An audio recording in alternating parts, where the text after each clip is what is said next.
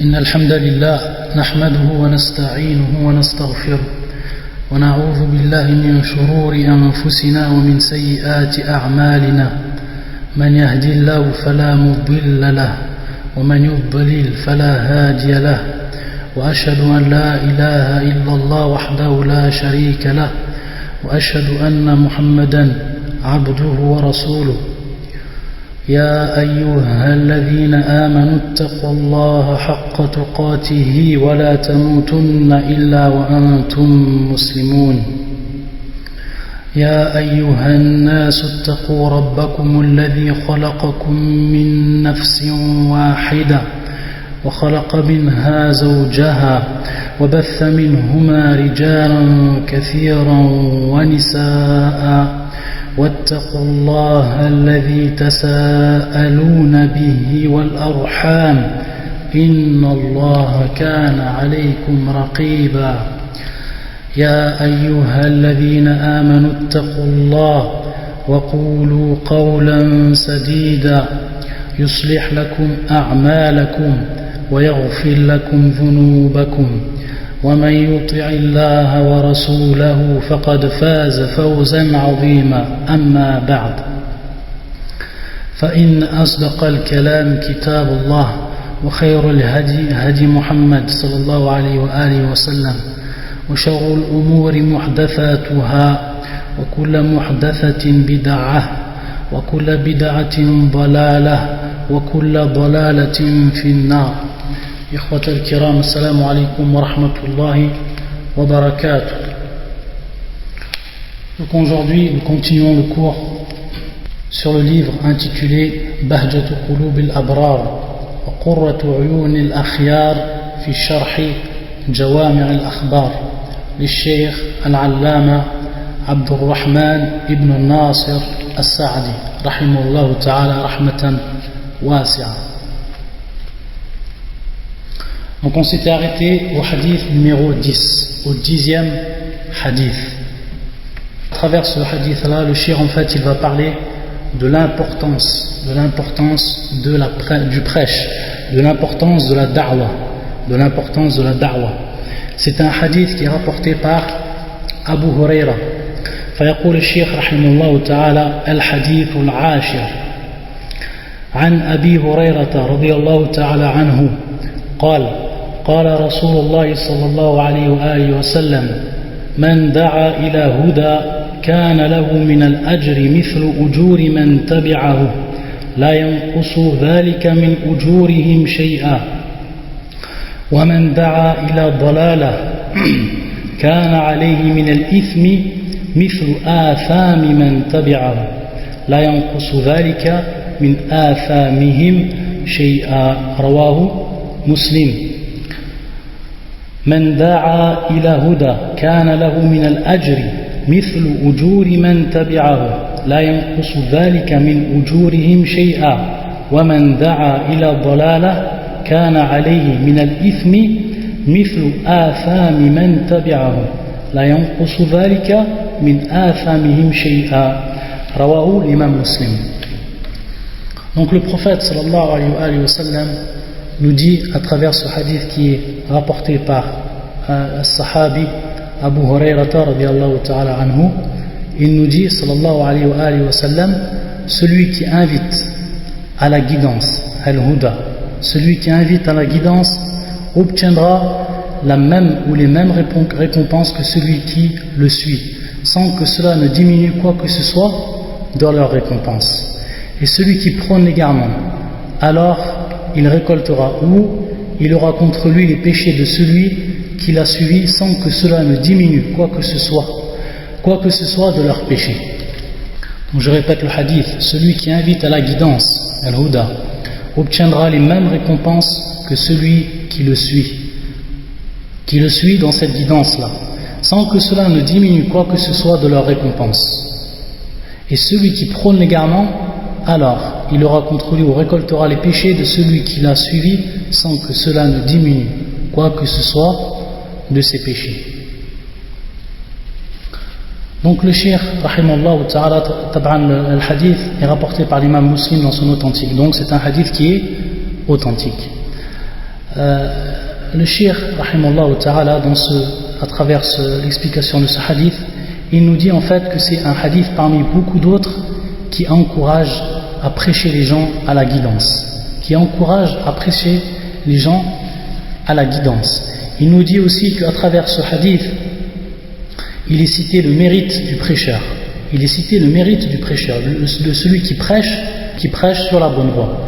Et ensuite, dans un troisième point, il nous dit le cheikh, la mise en garde de celui qui prêche ou du prêche menant à l'égarement, ainsi que le mal qu'il commet et son châtiment.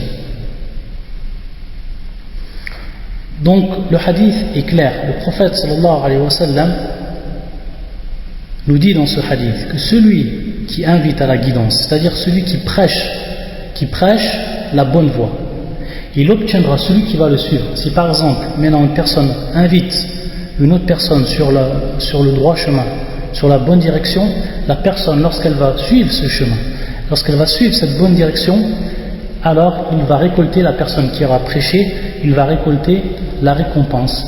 De qui? De cette personne maintenant qui va faire des actes et qui va dire des paroles suivant ce chemin qui est droit.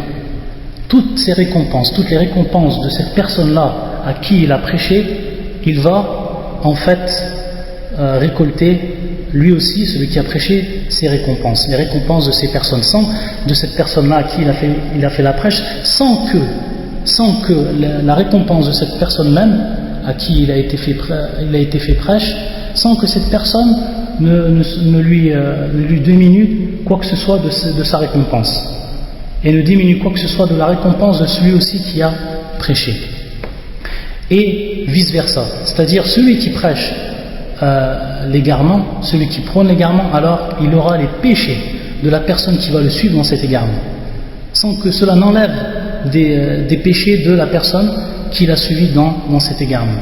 Donc c'est pour ça que le cheikh nous dit que en même temps que le prophète sallallahu alayhi wa sallam à travers ce hadith, et en fait on va voir que le cheikh en fait il va nous parler sous plusieurs aspects,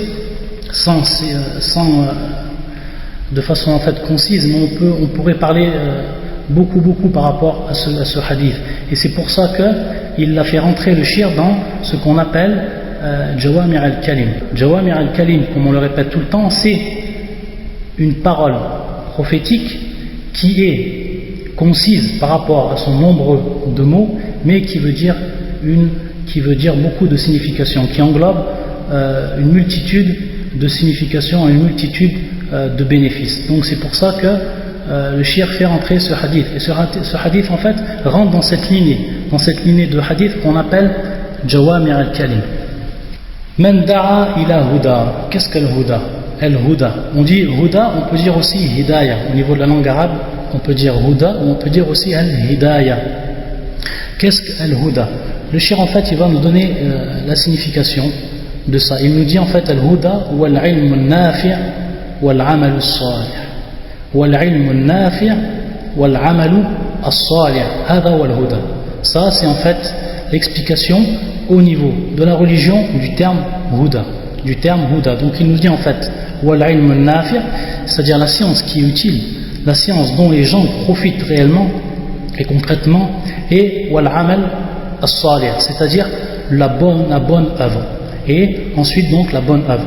Donc c'est apprendre, c'est étudier une science qui va être profitable aux musulmans par rapport à sa religion, et ensuite pratiquer cette science-là, la mettre en pratique, c'est-à-dire œuvrer de bonne manière. Donc, wal ilm al-nafi' wal amalu as-salih.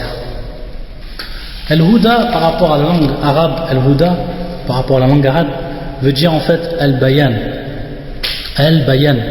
wa dalala, c'est-à-dire c'est le fait, c'est la mise en évidence, le fait d'indiquer, c'est l'éclaircissement. Al-bayan, ça c'est al-huda ou al-hidayah. C'est pour ça que nous avons dans un des versets où Allah Azza wa Jal dit, يقول الله عز وجل إنا هديناه السبيل إما شاكرا أو إما كفورا في سورة الإنسان, qui est la sourate l'homme, et qui est dans le verset numéro 3. Nous l'avons guidé, c'est-à-dire l'homme, nous l'avons guidé dans la voie qu'il soit reconnaissant ou ingrat, qu'il soit reconnaissant ou ingrat. Donc en fait nous l'avons guidé dans la voie, c'est-à-dire que nous l'avons bayanna lahum, c'est-à-dire que nous lui avons éclairci le chemin. Nous lui avons éclairci le chemin. Donc chaque personne, Allah Azza wa Jal lui a éclairci le chemin, qu'il soit le chemin qui va être bon et le chemin qui va être mauvais. Donc la personne va choisir après que l'éclaircissement lui a été fait. Donc c'est pour ça qu'on dit que Al-Huda veut dire au niveau de la langue arabe Al-Bayan, qui est en fait l'éclaircissement, le fait d'indiquer. Donc par cette définition étymologique, elle est générale pour tous les gens. C'est pour cela que le Coran est décrit de façon suivante. C'est pour ça qu'en fait, on voit que dans le Coran, Allah Azza wa Jal décrit le Coran de cette façon. Inna hadha al-Qur'ana yahdi lillati hiya aqwam. C'est-à-dire, certes, ce Coran guide vers ce qu'il y a de plus droit. Certes, ce Coran guide, donc ici, yahdi, qui est le verbe qui vient en fait du terme Huda, guider, certes, ce Coran guide vers ce qu'il y a de plus droit. Donc ça, c'est dans Surat Al-Isra. Surat Al-Isra, voyage nocturne, et c'est le verset numéro 9. Le verset numéro 9. Et c'est pour ça aussi que le prophète sallallahu alayhi wa sallam, par rapport à ce terme qui est général, il est décrit dans le Coran, Allah Azza wa Jal le décrit dans le Coran comme tel. يقول الله عز وجل وإنك لتهدي إلى صراط مستقيم وإنك لتهدي إلى صراط مستقيم. Certes, tu guides sur un droit chemin. C'est-à-dire que le prophète sallallahu alayhi wa sallam guide les gens sur un droit chemin. Il leur montre le droit chemin. Il leur met en évidence, il leur éclaircit le droit chemin du mauvais chemin. Donc à partir de là, les gens vont choisir en fait leur chemin, qu'il soit en fait, comme qala Allah Azza wa Jal, imma shakiran ou imma kafura, qu'il soit reconnaissant envers Allah Azza wa Jal, ou qu'il soit ingrat, c'est-à-dire qu'il soit croyant ou qu'il soit mécréant. Donc ça en fait c'est al-huda au niveau de la langue arabe, qui est en fait, qui a la signification de al-bayan, qui est l'éclaircissement.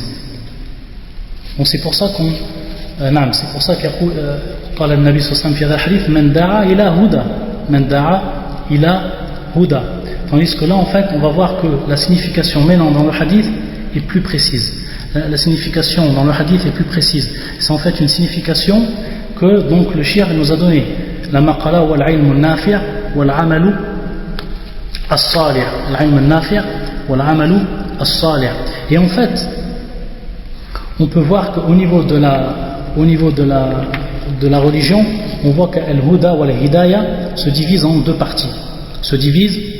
Ou en fait en deux catégories. Donc la première catégorie, en fait, le bayan, c'est le fait en fait de montrer aux gens la bonne voie de la mauvaise voie. La bonne voie de la mauvaise voie. Et c'est en fait ici où le prophète sallallahu alayhi wa sallam, c'est-à-dire quelqu'un qui montre en fait la bonne direction.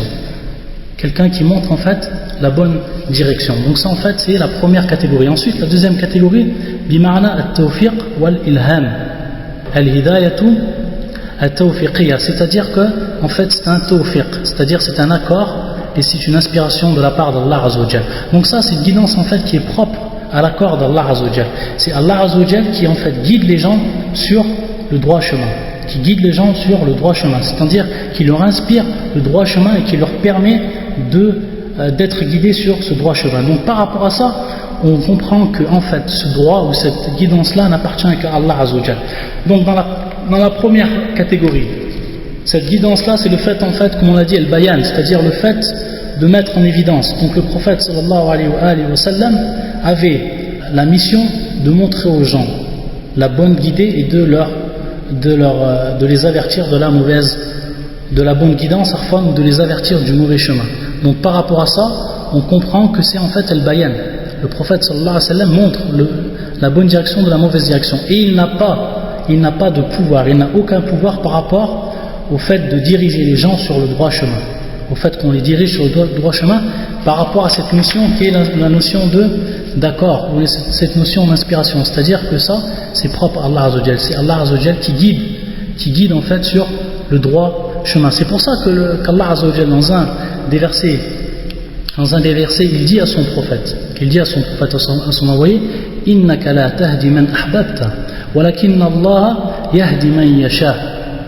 Donc c'est pour cela que tu ne diriges pas celui que tu aimes, mais c'est Allah qui guide qui il veut. C'est-à-dire que ici on voit que le ma'na al-huda ou al-hidayah, il y a al-hidayatu at-tawfiqiyya.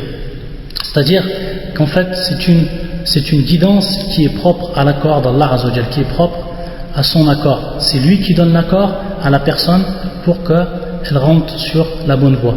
Et c'est en fait aussi la signification du verset suivant, فَمَنْ يُرِيدِ اللَّهُ أَنْ يَهْدِيَهُ يَشْرَحْ صَدْرَهُ لِلْإِسْلَامِ. C'est-à-dire quiconque Allah Azza wa Jalla veut guider, il lui ouvre alors sa poitrine, il lui ouvre la poitrine à l'islam. Donc la personne qu'Allah Azza wa Jalla veut guider, il lui ouvre la poitrine à l'islam. يَشْرَحْ صَدْرَهُ لِلْإِسْلَامِ. Donc ça c'est en fait la deuxième catégorie de al-huda. Donc par rapport à ça on voit que dans le hadith al-huda c'est la première catégorie. Pourquoi? Parce que la personne, que ce soit le prophète sallallahu alayhi wa sallam ou que ce soit le prêcheur, celui qui suit la voie du prophète sallallahu alayhi wa sallam, ne peut guider les gens, c'est-à-dire ne peut guider les gens et mettre tous sur le droit chemin. Simplement sa fonction à lui c'est de montrer la bonne voie. Donc au moment où il a montré la bonne voie et qu'Allah Azza wa Jalla a donné son accord à cette personne pour qu'elle soit dirigée sur la bonne voie, à ce moment-là, elle va récolter la récompense. À ce moment-là, elle va récolter la récompense. Taïb. Ensuite, le cheikh, rahimallahu ta'ala, maintenant il va dire qui c'est qui rentre en fait sous ce hadith, c'est-à-dire qui a le mérite en fait d'avoir la récompense de celui en fait qui l'a guidé sur la bonne voie. En fait, il dit, cela concerne al-mu'allim, c'est-à-dire cela concerne l'enseignant, celui qui enseigne. Donc chaque personne qui oriente ses étudiants et qui oriente ceux qui apprennent chez lui vers le chemin de la droiture, par lequel ils vont réussir donc à acquérir une science qui va les aider à se diriger sur la bonne voie, alors il va faire partie en fait des prêcheurs de la guidance, c'est-à-dire des prêcheurs qui prêchent sur la bonne voie, des personnes qui appellent à la guidance. Donc ça c'est pour le cas de l'enseignant. Donc l'enseignant va rentrer dans ce hadith et va avoir la récompense qui est promise par rapport à ce hadith ou le contenu de ce hadith lorsqu'il montre à ses étudiants en fait le bon chemin et la bonne voie. Il dit aussi la personne qui incite ou qui invite à accomplir une bonne œuvre, qui est en relation avec, que ce soit en relation avec le droit d'Allah Azza wa Jal ou en relation avec le droit des créatures, de façon générale ou de façon spécifique, de façon générale ou de façon spécifique. Donc par rapport à ça, on voit que la personne qui incite à accomplir une bonne œuvre va rentrer en fait sous ce hadith, c'est-à-dire qu'elle va être une personne qui va être considérée comme quelqu'un qui a invité à la guidance, Man da'a ila huda. Il dit aussi le cheikh, même celui qui apporte un conseil, qu'il soit un conseil d'ordre religieux, c'est-à-dire un conseil de religion directement, ou que ce soit un conseil qui soit relatif à des affaires de la vie quotidienne, mais qui par lequel va mener à la religion, à un bien dans la religion. Donc il dit celui qui apporte un conseil, que ce soit un simple conseil, et que la personne qui va l'écouter profite de ce conseil, il va rentrer aussi dans ce hadith. Man da'a ila huda. Il dit aussi le shir, tous ceux qui précèdent les autres dans les bonnes œuvres l'accomplissement des bonnes œuvres, ou que ce soit de bonnes œuvres ou un projet de bien qui soit d'ordre général. Donc la personne par exemple qui devant les autres personnes, devant les autres gens, les précède et montre ou fait une bonne action devant eux afin qu'ils fassent comme lui, et bien sûr son intention c'est qu'ils le suivent dans cette bonne direction, alors lui aussi, la personne qui fait cela, qui précède les autres par cette bonne action, il rentre aussi dans ce hadith. Man da'a ila huda. Et ensuite le cheikh va nous dire le contraire de tout cela, c'est-à-dire, et vice versa comme on pourrait dire, c'est-à-dire le contraire de tout cela. Celui maintenant qui appelle à l'égarement, la personne qui appelle à l'égarement et celui qui va le suivre dans cet égarement, alors, comme on a dit, comme on a vu dans le hadith et comme il est clair, alors il va avoir les péchés de cette personne-là. Donc, toutes les personnes, comme on a dit, qui donnent un conseil, que ce soit qui donnent des mauvais conseils, les personnes qui enseignent la mauvaise voie, les personnes qui précèdent, la personne qui précède les autres gens par une mauvaise action, et que eux font comme lui par rapport à ça, à son action, par rapport à son acte accompli, alors il va rentrer aussi dans ce hadith. وَمَنْ دَعَا إِلَى ضَلَالَةٍ وَمَنْ دَعَا إِلَى ضَلَالَةٍ, c'est-à-dire celui qui invite, celui qui prêche à la mauvaise guidance ou l'égarement. Donc voilà, c'est ce que nous dit en fait le cheikh. Pour conclure, il dit, ceux qui prêchent la guidance, ce sont les pieux imams. Ce sont les imams pieux et les meilleurs des croyants. Ce sont les imams pieux et les meilleurs des croyants. Hum a'immatul muttaqin wa khiyarul mu'minin, et les meilleurs des croyants. Et vice versa, celui qui prêche l'égarement, ce sont les imams qui appellent au feu. Hum a'immatul ladhina yad'una ila an-nar. Ce sont les imams qui appellent au feu. Et donc en fait, à travers ce hadith, le prophète sallallahu alayhi wa sallam a invité chaque personne à faire des efforts par rapport à la da'wah, à faire des efforts par rapport au prêche, c'est-à-dire de prêcher les gens sur la bonne voie.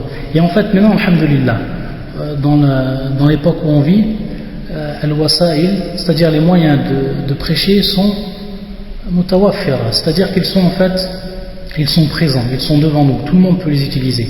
Donc la personne qui veut vraiment du bien et qui veut récolter les bonnes actions des autres, alors qu'il fasse des efforts dans ce chemin-là. Par exemple, nous maintenant on est sur l'internet. Par exemple, une personne qui va maintenant faire un site internet et qui va à l'intérieur de ce site internet diriger les gens, c'est-à-dire les guider sur la bonne voie de la religion, sur la bonne direction. Et chaque personne maintenant qui va rentrer dans ce site et qui va en fait suivre les conseils qui sont dits dans ce site, qui va suivre en fait la science, ou qui va apprendre la science qui est présente dans ce site, que ce soit par rapport à des écrits, que ce soit par rapport à des cassettes enregistrées, alors la personne qui a fait le site, dans une autre occupation, peut-être même elle peut dormir, et alors à ce moment-là elle va récupérer des hasanat, elle va récupérer en fait des bonnes actions. Donc celui qui veut vraiment avoir des bonnes actions, la voie du bien est en fait facile. La voie du bien est facile pour celui qu'Allah Azzawajal lui a rendu cette voie-là facile. Ça c'est un exemple, c'est un exemple parmi tant d'autres, mais il y a beaucoup d'exemples par rapport au fait de prêcher et par rapport au fait d'indiquer les gens la bonne voie, de leur indiquer qu'est-ce que la bonne religion, la religion qui est basée sur le Coran, la Sunna, suivant la compréhension des pieux prédécesseurs. Taïb, lakin prêcher. Quand on dit prêcher, est-ce que c'est tout le monde qui peut prêcher? Ou est-ce qu'il faut quand même, pour accomplir la prêche ou pour guider les gens, est-ce qu'il faut quand même des shurut, c'est-à-dire qu'il faut des conditions? Est-ce qu'il faut des conditions? Donc c'est par rapport à ça maintenant qu'on va parler. Et en fait donc on va rentrer dans un sujet qui est en relation directe avec ce hadith et qui est en relation directe donc avec le prêche, avec le fait de prêcher, le fait d'indiquer la bonne direction.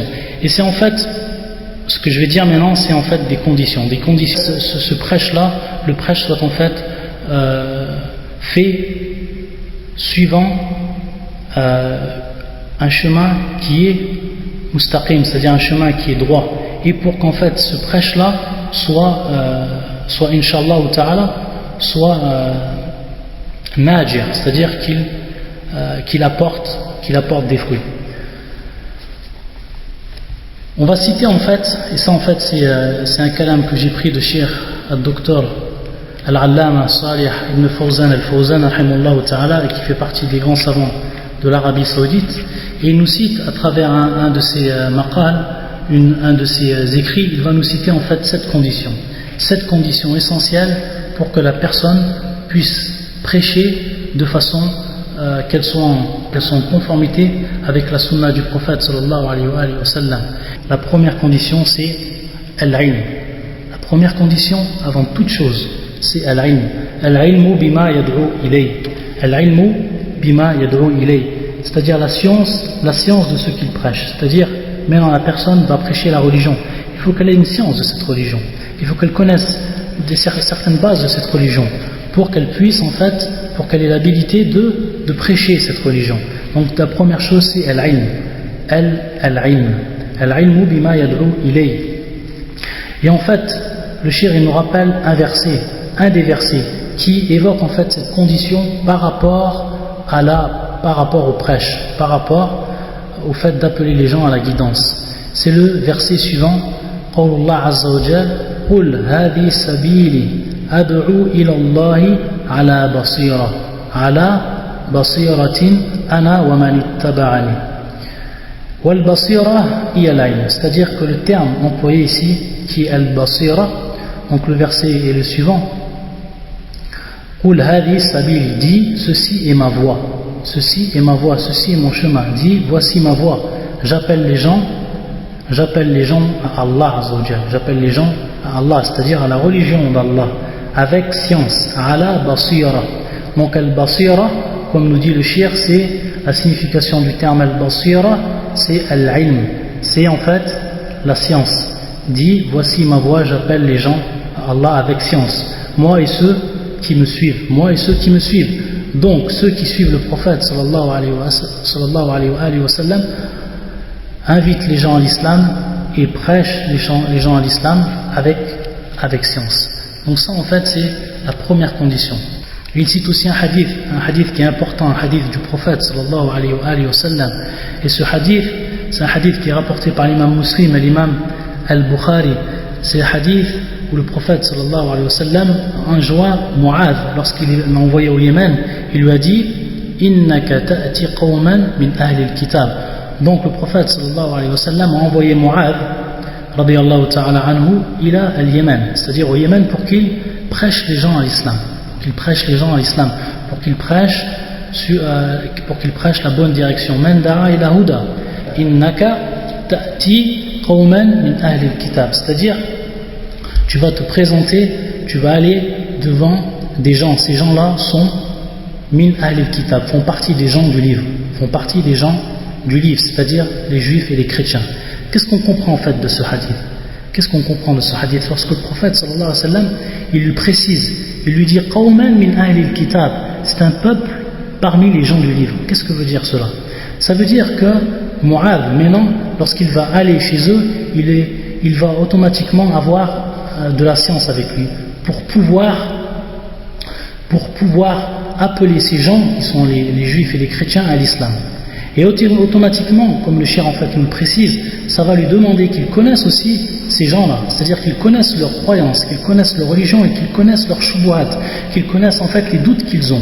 Eux, ils ont un khalal, c'est-à-dire ils ont un problème au niveau de leurs croyances.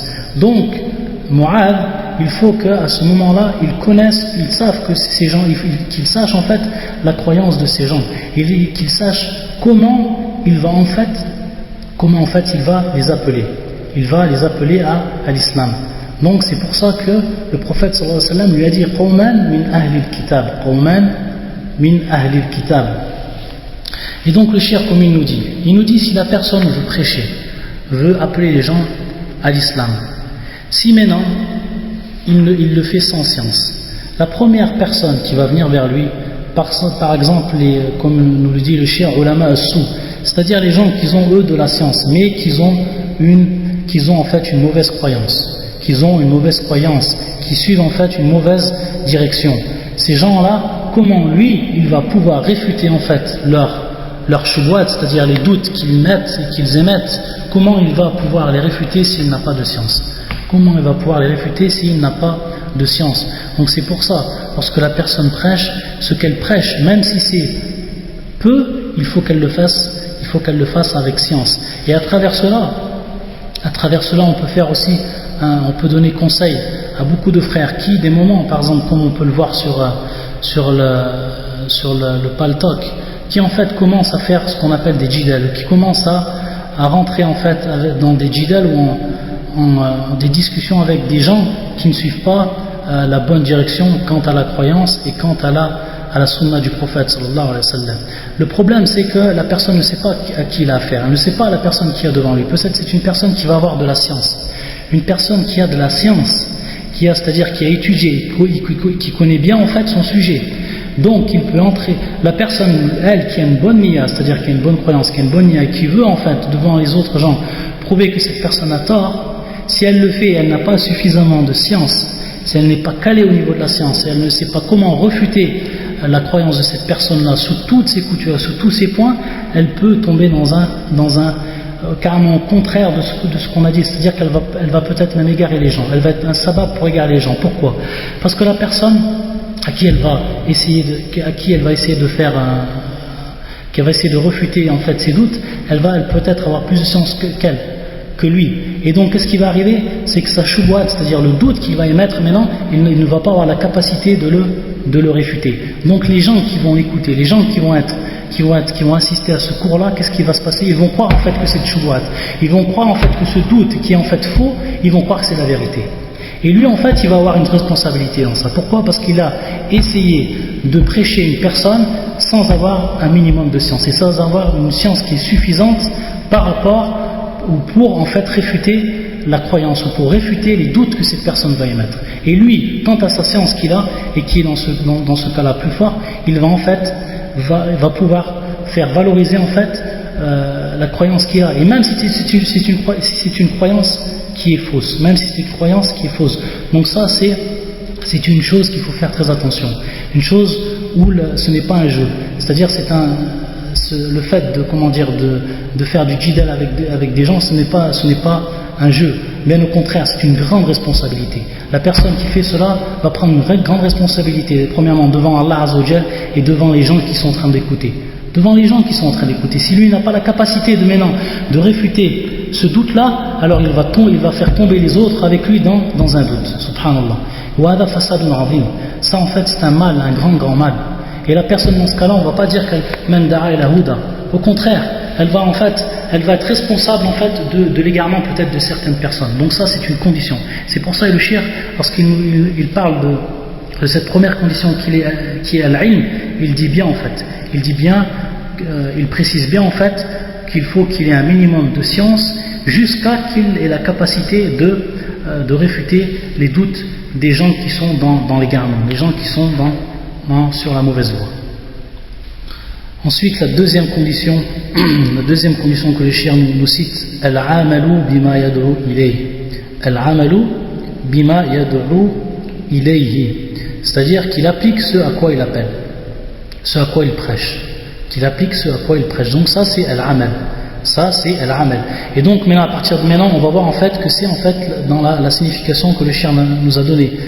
Al-ilm al-nafi', qui est la première condition, et la deuxième condition, al-amalu as-salih, qui est en fait la bonne œuvre, c'est-à-dire être un exemple pour les autres, c'est-à-dire être un exemple pour les autres. Et pour que tu sois un exemple pour les autres, il faut que ta science, il faut que tes actes soient en conformité avec ta science.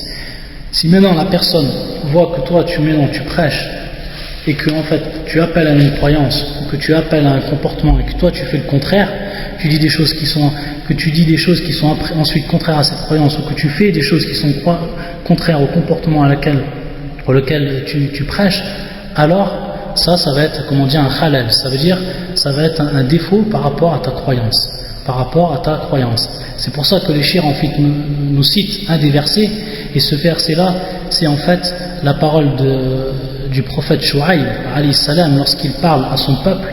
Donc Shu'aib, qui est un des prophètes d'Allah Azza wa Jal, et qui a invité son peuple à la bonne religion, à la droiture. Mada yaqul? Yaqul وما أريد أن أخالفكم إلى ما أنهاكم عنه إن أريد إلا الإصلاح ما استطعت. C'est-à-dire, je ne veux nullement faire ce que je vous interdis. Je ne veux que la réforme autant que je le puis. Donc ça, c'est une preuve. C'est une preuve que le da'i, que la personne qui prêche, elle doit automatiquement elle doit automatiquement appliquer ce à quoi elle prêche, c'est-à-dire œuvrer en conformité avec à ce quoi elle appelle, à ce quoi elle prêche. Comme nous le dit ici, et comme nous fait part Shu'aib lorsqu'il parle, Shu'aib alayhi salam, lorsqu'il parle à son peuple, je ne veux nullement faire ce que je vous interdis. C'est-à-dire, je ne veux nullement faire ce que je vous interdis. Moi, je vous interdis de ne pas adorer les statues et d'adorer Allah Azza wa Jalla lui seul, donc je ne vais pas faire cette chose-là. Ce serait contraire en fait. Ce serait contraire à cela.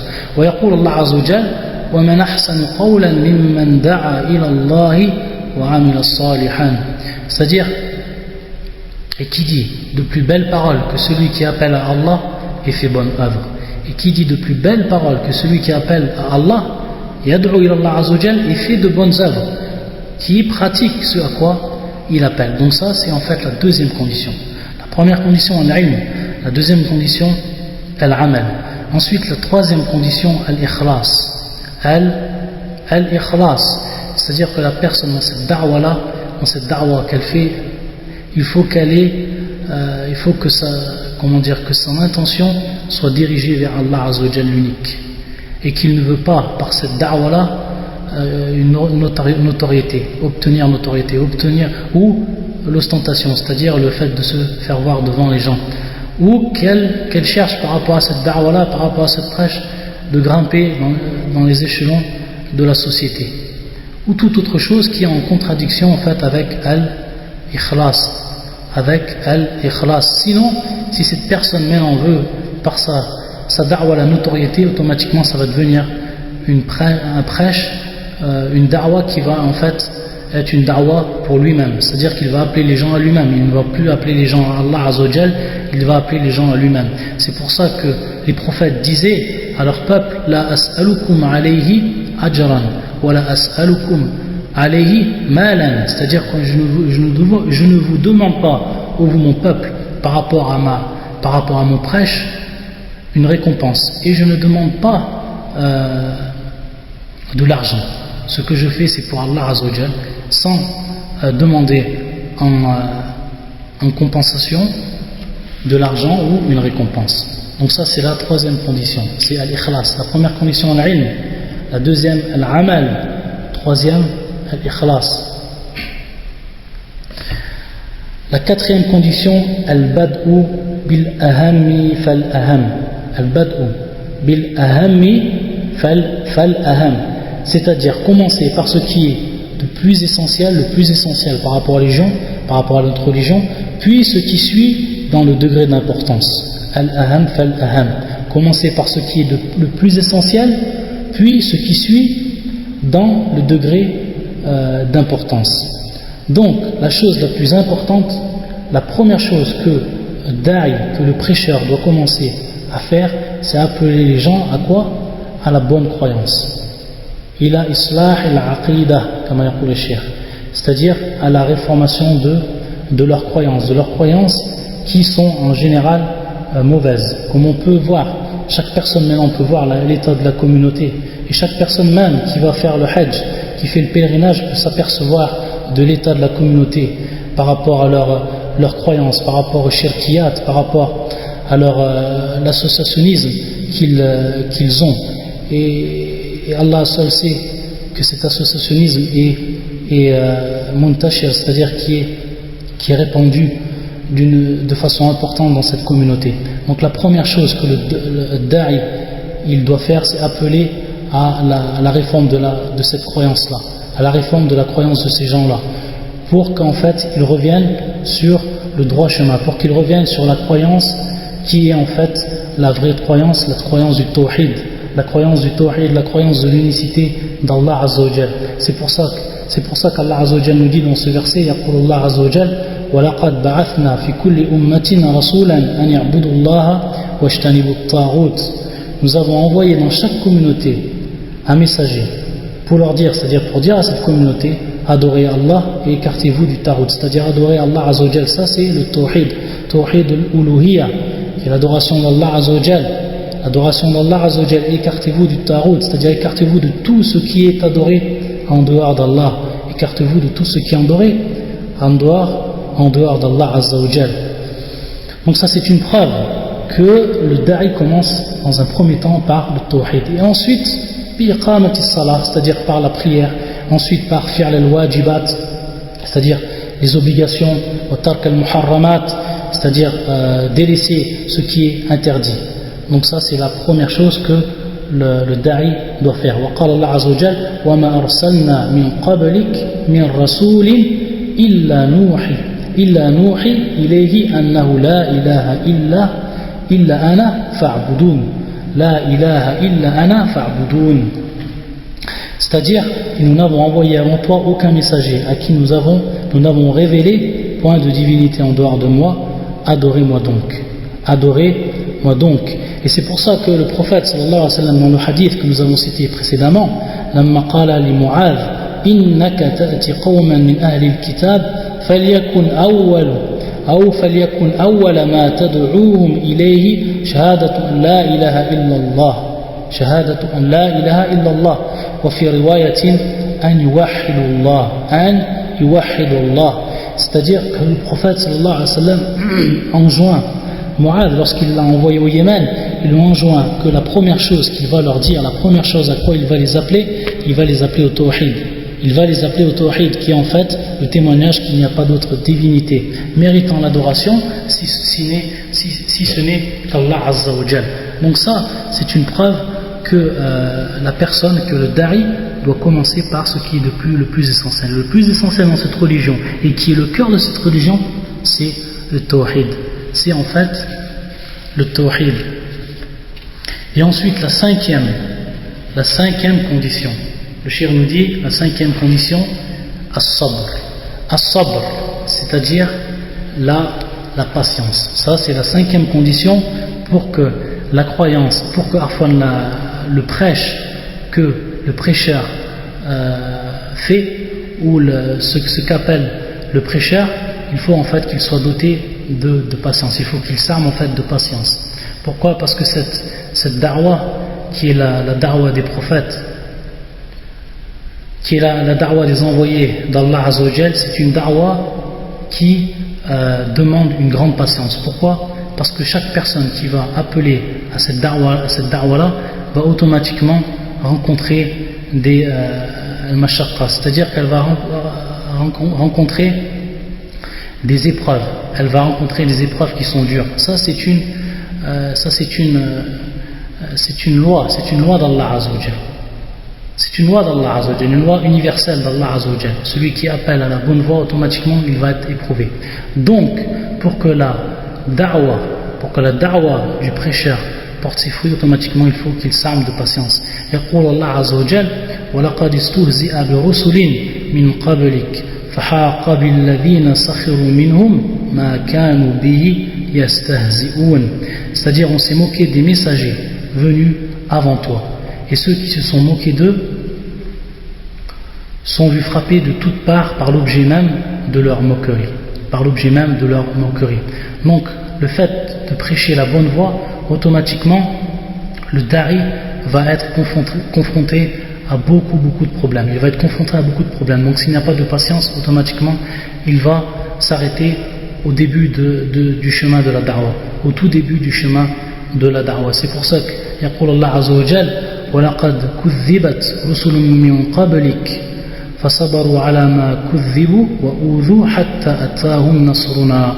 C'est-à-dire, certes, les messagers d'avant toi, c'est-à-dire Muhammad, ont été traités de menteurs. Ils endurèrent alors avec constance d'être traités de menteurs et d'être persécutés jusqu'à ce que notre secours leur vint.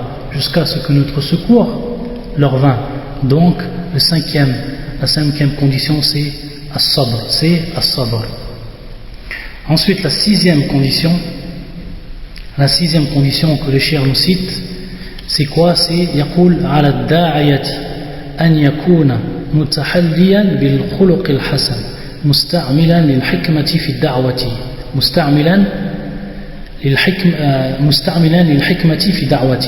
c'est-à-dire que celui qui prêche, que le prêcheur doit se doter d'un bon comportement, c'est-à-dire il doit avoir un bon comportement. La personne doit avoir un bon comportement par rapport à sa da'wa. Et par rapport à ce dawa, il faut qu'il emploie la sagesse. Il faut qu'il emploie la sagesse. Et la sagesse, en fait, c'est de mettre une chose dans son bon emplacement, dans son bon emplacement. Donc, la personne doit dans un premier temps avoir un bon comportement. Ça, c'est essentiel par rapport à la dawa. La personne qui n'a pas un bon comportement, jamais sa dawa ne réussira. Abadan. Et celui qui n'emploie pas la hikmah, c'est-à-dire la sagesse, c'est-à-dire qu'il fait des choses au moment où il ne faut pas les faire, ou qu'il ne fait pas des choses au moment où il aurait fallu les faire, alors cette personne-là, également, sa da'wah ne va jamais réussir. C'est pour ça que le shir, il nous dit qu'il faut dans un premier temps le bon comportement et ensuite al-hikmah. Par rapport au bon comportement, il nous cite un verset. Et ce verset-là, en fait, c'est lorsque Allah Azza wa Jal a ordonné à Moïse et Haroun d'aller voir qui? D'aller voir celui qui a celui qui a prétendu être le Seigneur. Celui qui a prétendu être le Seigneur. Min akfar an-nas ala hadha al-ard, c'est-à-dire le plus mécréant des gens. Le plus mécréant des gens que la terre a pu porter, qui est Pharaon. Qu'est-ce que leur dit Allah Azza wa Jal? يقول الله عز وجل في هذه الآية فقولا له قولا لينا لعله يتذكر أو يخشى. Puis dites-lui une parole douce, peut-être se rappellera-t-il ou craindra, c'est-à-dire qu'il craindra, peut-être craindra-t-il Allah Azza wa Jal. Donc cette personne qui est la personne la plus mécréante, lorsque Moïse et son frère vont aller le voir, Allah Azza wa Jal leur enjoint de quoi?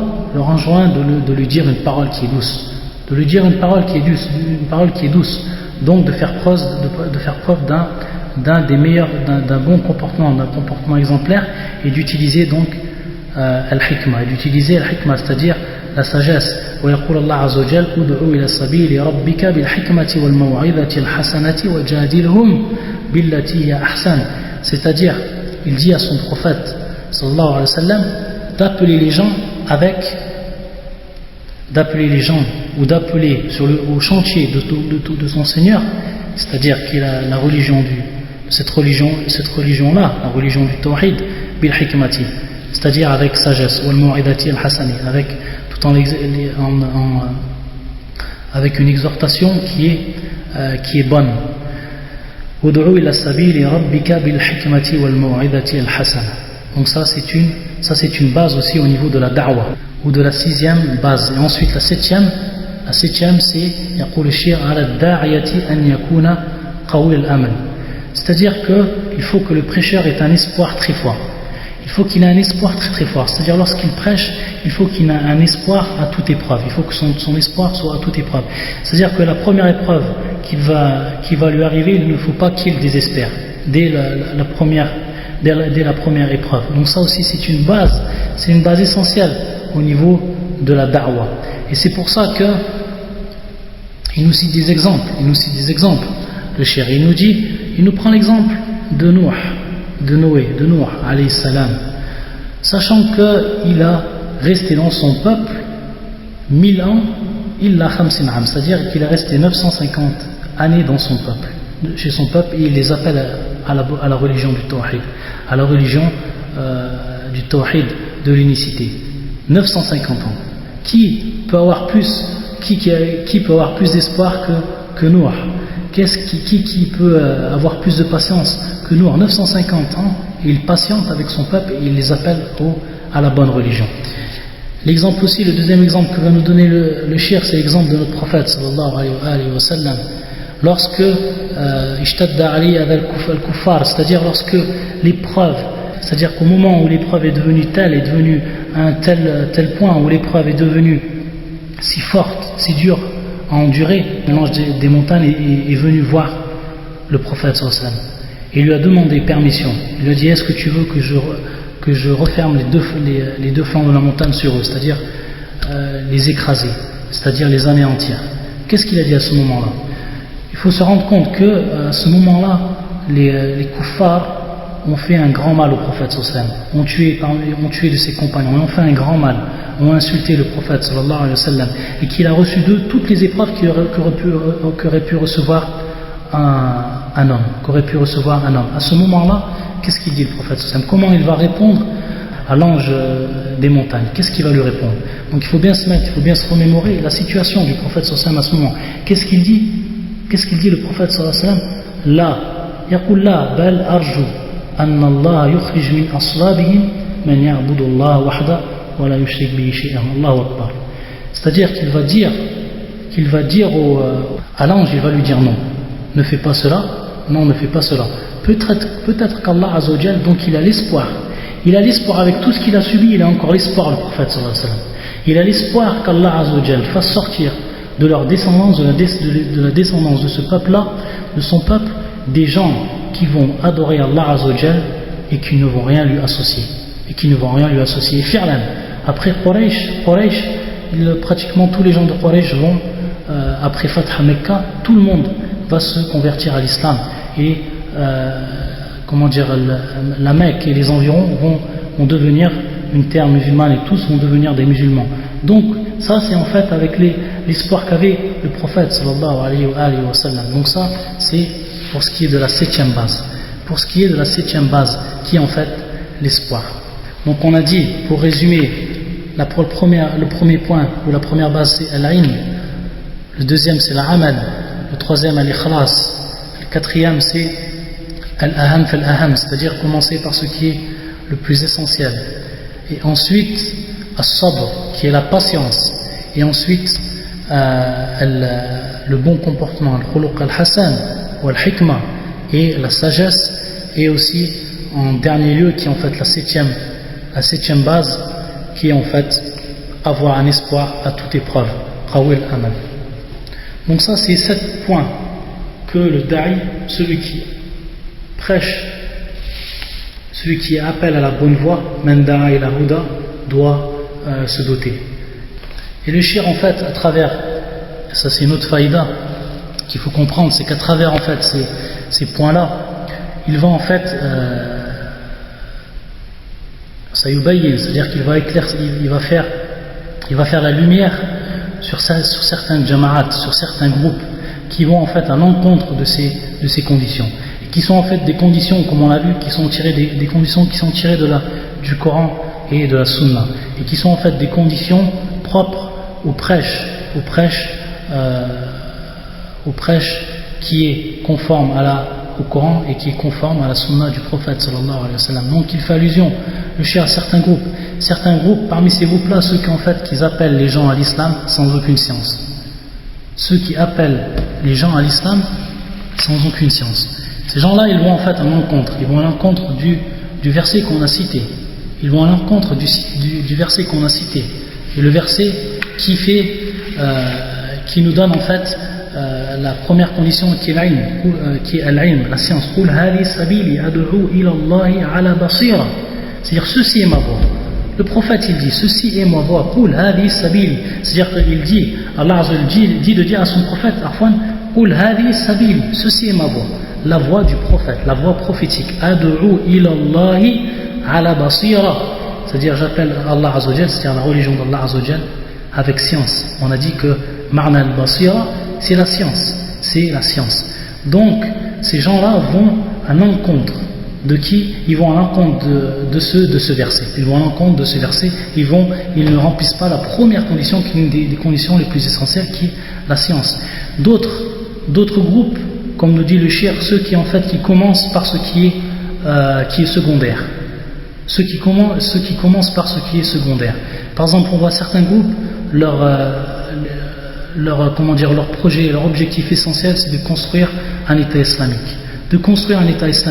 Sans même regarder ou sans même prendre en considération le problème de la croyance. C'est-à-dire qu'ils veulent monter du jour au lendemain un État islamique dans une communauté où le shirk, où le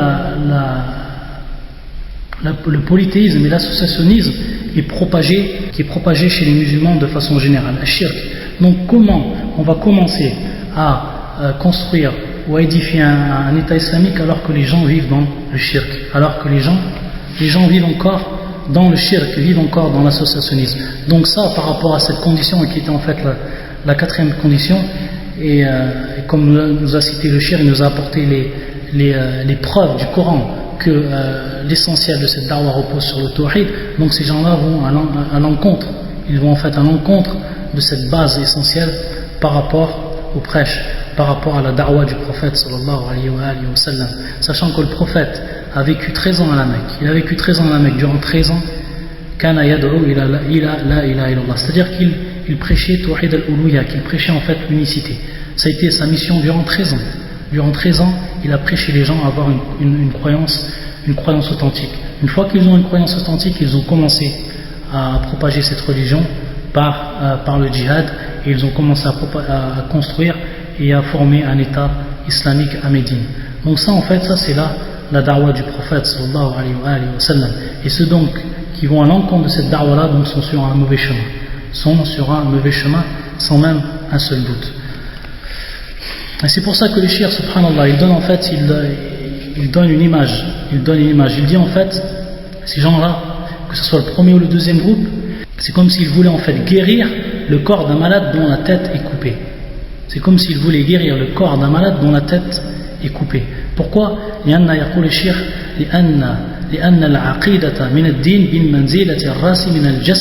C'est-à-dire que la croyance par rapport à cette religion est bimanzila, et en fait comme la tête par rapport au corps. Donc ces gens-là en fait veulent guérir un être qui est malade et dont sa tête est coupée. Donc en fait c'est l'exemple que nous donne en fait le cheikh rahimahullah ta'ala. Et voilà pour ce qui est en fait des 7 shurut, c'est-à-dire conditions sur laquelle doit être basé le prêche. Donc voilà, c'était un sujet qui était important à dire et qui était en relation directement avec ce hadith, ce 10e hadith. Et Inch'Allah la semaine prochaine Inch'Allah, on continuera le 11e hadith, et c'est un hadith qui va justement parler de la science. C'est un hadith qui va parler de l'importance en fait de la science, qui est en fait, comme on a vu, la première condition du prêche. Subhanakallahumma wa bihamdika ashhadu an la ilaha illa anta astaghfiruka wa atubu ilayk.